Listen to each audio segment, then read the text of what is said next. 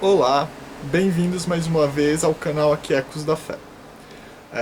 Vamos já direto ao assunto sobre a mulher trazendo tanto perdição quanto salvação para o homem. E para começar, é só lembrarmos que para alguns leitores da Bíblia ela é bem machista. Mas será que é assim mesmo ou existe exagero nessa interpretação? Leia o capítulo 3 de Gênesis, antes de continuar a assistir esse vídeo, porque é importantíssimo para que a gente possa compreender tudo o que está sendo dito nesse capítulo. Bem, continuemos. Nos 6 primeiros versos desse capítulo, temos dois personagens interagindo, a serpente e a mulher. No Novo Testamento, a serpente é tida como o próprio Satanás. A serpente engana a mulher, contradizendo as palavras duras de Deus a respeito do que aconteceria ao se comer do fruto, além de seduzi-la com a ideia de ser igual a Deus. Perceba que em Gênesis 1:27, tanto o homem quanto a mulher foram criados à imagem e semelhança de Deus. Por isso, é certo que o que a serpente está insinuando não é que eles se tornassem como eles já eram, mas algo além. Ela deveria se tornar um igual em hierarquia com Deus. Mas Deus é um só. Poderia haver outro ou outros iguais em sabedoria e poder a Deus? Será que isso já não tiraria a ideia de existir um Deus? A hierarquia é algo valorizado na Bíblia. Até os anjos têm um líder, o arcanjo, principal dos anjos. O homem foi criado para ser o líder do planeta recém-organizado. Líder, lembrando, não tirano. Mesmo no mundo perfeito, segundo a Bíblia, há hierarquia. Voltando ao texto de Gênesis 3, note que o homem é apático nesse texto. Não há discussão, nem briga, não há nada. Ele não reage, ele só age segundo a vontade da mulher.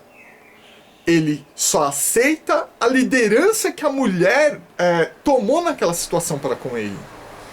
Mas no verso 9, quando Deus chama alguém, ele chama o homem, porque o homem ele colocou como responsável.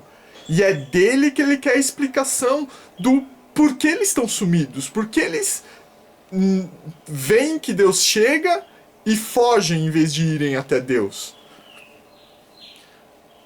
Mas quando ele responde essa questão, o que ele faz? Ele se exime de qualquer responsabilidade e joga a culpa em Deus e na sua esposa. Veja que caos nos relacionamentos aqui. Vamos voltar para a criação um instante. O mundo, como que ele era? Ele era caótico.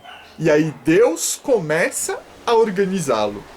Do barro deste mundo é feito o homem, e da costela do homem é feita a mulher, pondo assim fim na criação do planeta e trazendo uma harmonia que não existia antes. Agora, Satanás, a serpente, leva a mulher a pecar, a qual leva o homem que, por seu erro, amaldiçoa a terra, transformando toda essa harmonia criada por Deus em puro caos.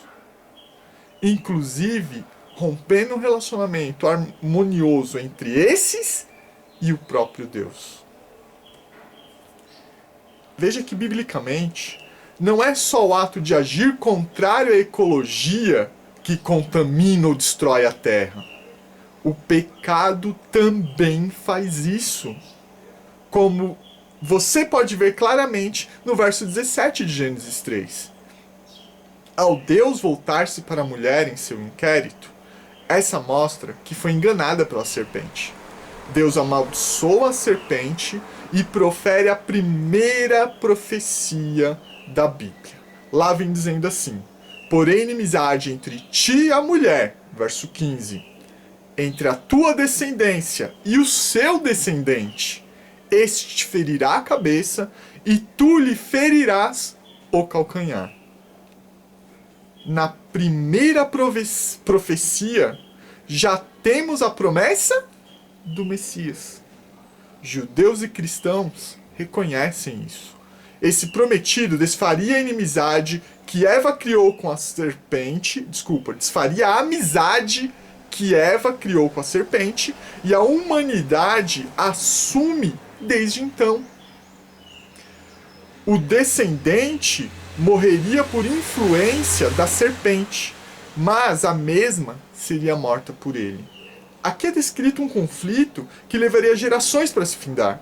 Não ia ser resolvido tão rapidamente. É uma luta entre servos de Deus e os da serpente, os que querem seguir o caminho da serpente e os que querem voltar à harmonia para com Deus. Veja que quem vai por inimizade é Deus, através do descendente, que nascerá da mulher. Onde está Adão nessa história? Ficou totalmente oculto no processo messiânico, assim como ele ocultou sua responsabilidade do pecado. Veja que Deus está respondendo, literariamente, olhando para o texto, Deus está respondendo da mesma forma que Adão quis que ele respondesse. Insinuou, falou assim, não tenho culpa, não me envolva com isso. E aqui no texto, ele realmente não envolve. Ele traz a salvação, agora, através dele e da mulher. Adão fica à parte. O Novo Testamento é a literatura que melhor se refere a essa interpretação sobre o nascimento do Messias, pois mostra um Messias gerado por uma mulher e pela divindade. Não há sêmen de homem algum, mas Maria e o Espírito Santo geraram um homem o qual retomaria a liderança do planeta, perdida desde que o homem pecou. Essa liderança passou a ser de Satanás. Agora, Deus está restaurando o que acaba de ser destruído. O texto vai mostrando isso. Quando Deus começa a agir, ele está fazendo planos e fazendo projetos e promessas para que a harmonia inicial retorne. A primeira coisa foi tornar a mulher digna novamente, pois dela viria o Salvador. A dignidade que o homem tinha tirado jogando a culpa nela, agora Deus retoma, porque ele mostra que sim, ela vai trazer o Salvador. Se vocês acusarem ela de trazer a perdição, ela também vai trazer a salvação. Então ele está harmonizando a imagem da mulher para com a harmonia com o universo, para que o universo não ficasse colocando culpa em cima dela. A segunda coisa, a mesma deveria voltar a seguir a liderança do homem. Ela tomou por completa a liderança do homem e o conduziu. Não, aqui nós vemos claramente que assim, calma aí. Eu responsabilizei o homem. Eu vou cobrar dele. Então, vocês têm que conversar e o homem tem que sempre ser aquele que assume essa liderança. Lembrando, liderança, não tirania. É muito diferente. Muitos, durante séculos, a gente percebe isso, têm achado que o homem se tornou dono da mulher por completo e agiu como tirano para cima dela. Outra coisa que Deus restaurou, a terceira coisa, a liderança da terra viria somente com o descendente. Agora a terra é de Satanás, ele meio que domina e consegue controlar grande parte das coisas. Mas isso que Deus tinha passado para o homem e agora Satanás mais usurpa do que é concedido para Deus, o descendente iria restaurar. Então tem todo um processo complexo aí que a teologia bíblica vai ampliando e vai estourando em toda a sua história. Todas as religiões que são enfatizadas na Bíblia começam ali de Gênesis 3 e vai tendo uma abertura onde há diversas bifurcações que nascem diversas religiões com várias interpretações. Mas quando você vai olhando o contexto interno e como a Bíblia vai conversando com esse texto, pra mim isso é lindo, isso é magnífico, isso daí que me faz ter paixão pela Bíblia.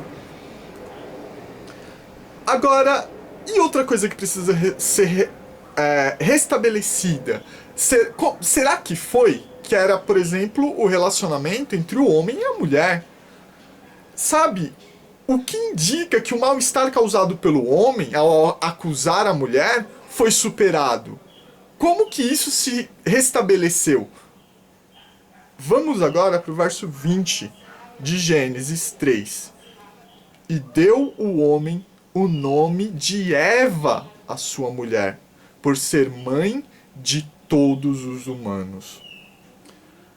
O termo seres humanos aqui não é a melhor tradução do hebraico. A Bíblia de Jerusalém e a tradução brasileira traduzem esse termo como viventes, o que é correto e relaciona melhor essa palavra com Eva, que quer dizer vida. O que Adão quer dizer aqui? E por que só agora parece que ele dá esse nome para sua esposa? Isto é um amém para a promessa divina. Adão está mostrando que acredita firmemente que Deus salvaria o mundo. Preste atenção, o mundo, e não apenas a humanidade, através da criança que viria da mulher. Ou seja, ela seria a mãe do Salvador do mundo, e por isso seria considerada mãe de todos. Porque a vida na Terra vai continuar por causa dela. Ela é mãe dos viventes, ela é mãe desse planeta vida, né? Que nós chamamos hoje um planeta vivo. Então aqui Adão ele está afirmando que ele acredita em todas as promessas de Deus. E que realmente Deus colocou na mulher a salvação para o mundo. A vida continuaria através dela. Veja que Deus mostrou solução para tudo aqui já em Gênesis 3. Perdoou tudo. Mas o pecado traria suas consequências. O casal não poderia voltar para o paraíso até que Deus cumprisse todas essas promessas. A partir daí, o homem teria que viver da fé nessas promessas. Olha, isso é muito importante, porque quando se fala de perdão, às vezes as pessoas querem uma restauração do padrão automaticamente a como era antes. E aqui já em Gênesis 3 a Bíblia não ensina isso. Ela ensina que tem um processo. O perdão ocorre imediatamente, mas há um processo para que as coisas retornem à harmonia original. Nem Deus, Todo-Poderoso, segundo a Bíblia descreve, pula esses processos. Será que é conveniente para nós pularmos? E aí? O que você está achando do Deus descrito agora em Gênesis 3? Ele é tão machista e misógino como dizem? Até a próxima.